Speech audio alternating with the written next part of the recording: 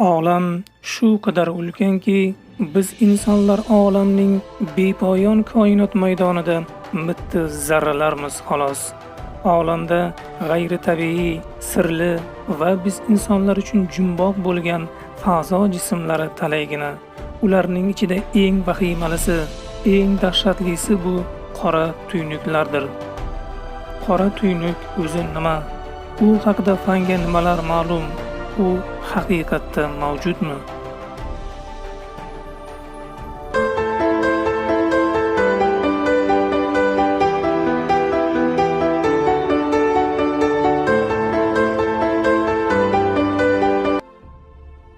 Qora tuynuk yoxud qora o'ra bu tortishish kuchi ta'sirida jismning o'z markazi tomon juda katta tezlikda siqilib, zichlashib borishi natijasida vujudga keladigan koinot jismidir. Qora tuynuklarning mavjudligi haqidagi ilk ilmiy taxminlar 18-asr so'nggilarida yangray boshlagandi. Qora tuynuk haqidagi ilk farazni fanga ingliz olimi John Michell olib kirgan. John Michell o'zining 1784-yilgi qirollik hamjamiyatiga yo'llagan xatida o'zining ilmiy hisob-kitoblariga ko'ra koinotda radiusi quyosh radiusidan 500 barobarga katta, o'ta zich, yuzasidagi ikkinchi kosmik tezlik yorug'lik tezligiga barobar bo'lgan mavhum fazo jismi borligi haqida yozgan. Qora tuynuklarni haqiqatda borligi o'tgan asrning 80-yillariga qadar ham bahsli edi. Fizika texnika oliygohlarida ham qora tuynukning real borligiga shubha bilan qaralgan. Ko'plab ilmiy dargohlarda hattoki darsliklarga ham kiritilmagan. Qora tuynuklarning mavjudligi ilmiy jihatdan isbotlanganiga ham uncha ko'p bo'lgani yo'q. Uning real surati esa 2019-yilning 10-aprelida ommaga namoyish etildi. Ushbu surat qora tuynukning tarixdagi ilk real surati bo'lib, suratda sayyoramizdan 55 million yorug'lik yil uzoqligida joylashgan M87 galaktikasi markazidagi qora tuynuk tasvirlangan. Ushbu qora tuynukning batafsil surati 8 ta radioteleskopni birlashtirgan Event Horizon teleskop loyihasi doirasida olingan. Suratlar 2017-yilda olingan bo'lib, suratlardagi qora tuynuk tasvirlangan piksellar yig'ib, yagona surat holiga keltirishga 2 yil vaqt sarflangan. Real surati olingan ushbu qora tuynuk quyoshimizdan 6,5 milliard martaga katta. Hajmi butun bir quyosh sistemamizdan-da katta. Ungacha bo'lgan qora tuynuk video tasvirlari va suratlari falakiyat olimlarining ilmiy asoslariga ko'ra kompyuterda tayyorlangan simulyatsiyalar va xayoliy suratlar edi.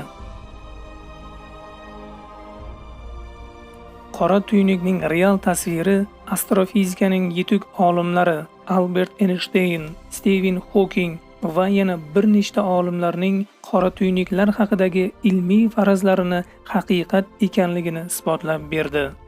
Qora tuynuklar shunisi bilan ajablanarliki, uning ichida fizikaning barcha qonunlari amal qilishdan to'xtaydi. Vaqt ham to'xtab qoladi. Har qanday materiya va nur izsiz g'oyib bo'ladi.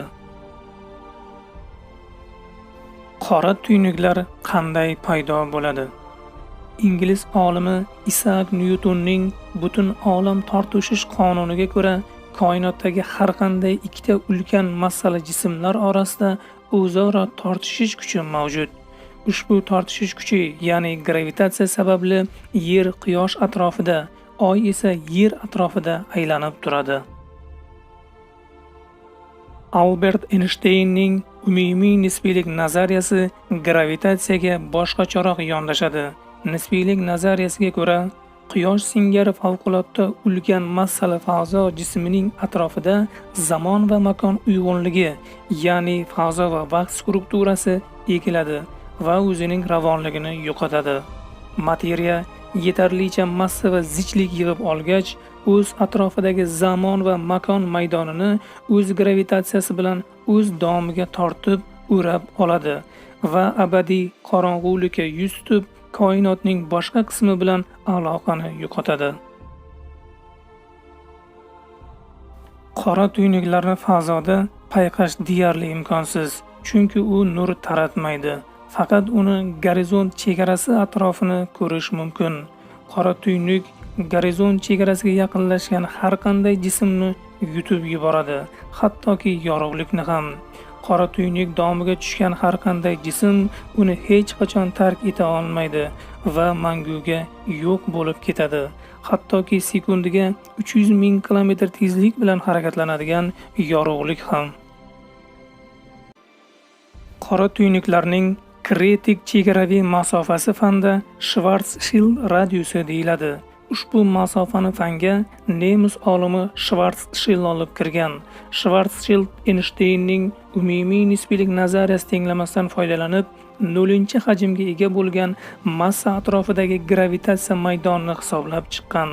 Schwarzschild radiusi bilan Quyoshni massasini saqlagan holda hajmi radiusi 3 kilometr bo'lgan shargacha kichraytirib zichlantirilsa, Quyosh qora tuynukka aylanadi. Schwarzschild radiusi bilan har qanday ulkan massali fazo jismini radiusini hisoblash mumkin. Massasi Quyoshnikidan 4 va undan ortiq martaga katta bo'lgan aksariyat yulduzlar o'z umrining so'nggi bosqichida o'ta yangi yulduz chaqnashini namoyon qilgan holda portlaydi. Portlash natijasida endi yo'qlikka yuz tutgan sobiq yulduzning tashqi qatlamlari koinotga sochilib ketadi. Yulduzning ichki qatlamlari esa o'z markazi tomon shiddat bilan qulaydi. Yulduzning tugab bitgan yonilg'isi o'rnida qora tuynuk hosil bo'ladi. Yulduzlar aro fazoda paydo bo'lgan qora tuynuklarni aniqlashni amalda deyarli imkoni yo'q. Chunki bu qora tuynuklar yulduzlar aro bo'shliqda, ya'ni vakuumda joylashgan bo'lib, tashqi olamdan uzilib qolgan va gravitatsion ta'sirlarda ham ishtirok etmaydi. Koinotdagi o'ta yangi yulduzga aylanishi kutilgan ayrim yulduzlarni to'satdan kuzatuv doirasidan yo'qolib qolganini misol tariqasida keltirish mumkin.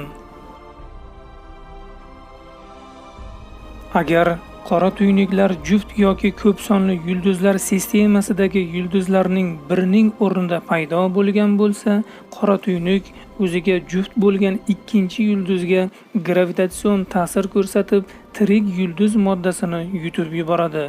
Yulduz moddasi qora tuynuk gorizont chegarasiga yaqinlashar ekan, uyurma ko'rinishda qora tuynuk atrofida aylanib, so'ng qora tuynuk qa'riga g'arq bo'ladi.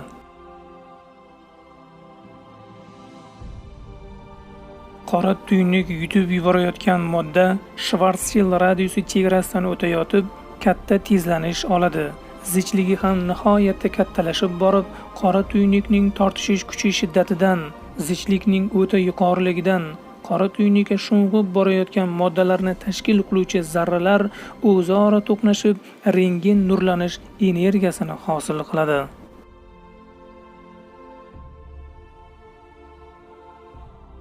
Bu nurlanishni fanda kvazarlar deb atashadi.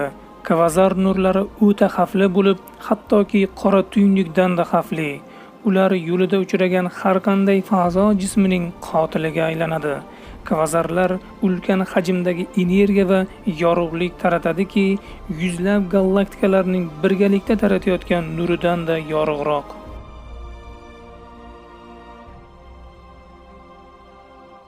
Barcha galaktikalar markazida ulkan qora tuynuklar mavjud.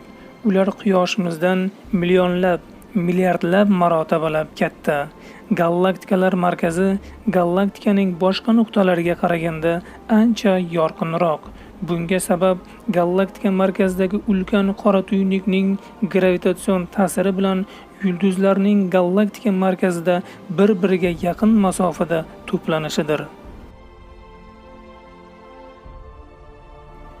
Ya'ni galaktika markazida joylashgan qora tuynukning gravitatsion maydonining ulkan tortishish kuchi unga yaqin joylashgan yulduzlar va fazoviy gaz va changlarni shiddat bilan aylanishiga majbur qiladi.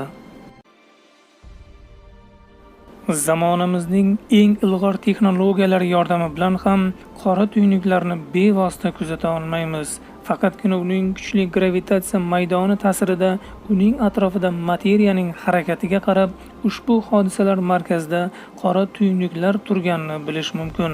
Qora tuynuklar haqidagi olimlarning fikrlari qay darajada to'g'ri? Qora tuynuk ichida haqiqatda nima hodisalar ro'y beradi? Qora tuynuk domiga tortgan materiya va nur qayerga ketadi? Bularning barchasi bugungi kun ilm faniga noma'lum.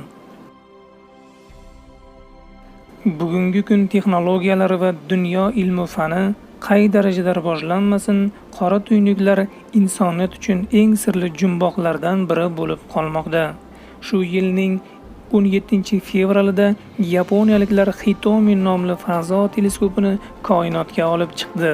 Hitomi teleskopining asosiy vazifasi qora tuynuklarni o'rganishdir. Ushbu teleskop yaqin kelajakda insoniyat uchun jumboqli mavzu bo'lib kelayotgan qora tuynuklar haqidagi ko'plab sirlarni ochib bersa ajab emas.